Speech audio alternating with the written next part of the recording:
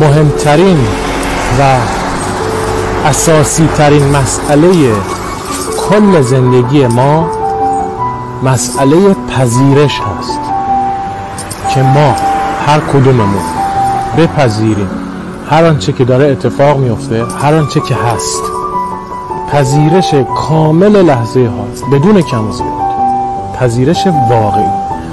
اون موقع میبینید که خیلی از این مشکلات و گرفتاری های ذهنیتون محو میشه و میبینید که اینها همش 90% توهم ذهن بوده.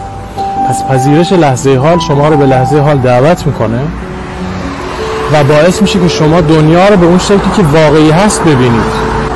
نگاه شما رو به لحظه اکنون میندازه و شما توی لحظه اکنون جاری میشید. این خیلی مهمه. پس بپذیرید توی هر شرایطی که هستید، بگید من شرایطم اینه. خب پذیرش کامل. فرار نکنید که چرا این اینجوری شد، چرا اونجوری شد، کاش اینجوری میشد.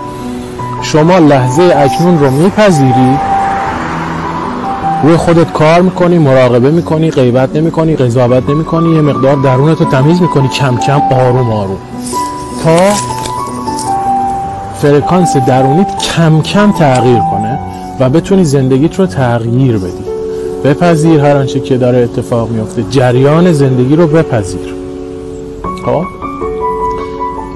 بعد از پذیرشت ببین چه اتفاقی برات میفته. در پناه عشق باشید.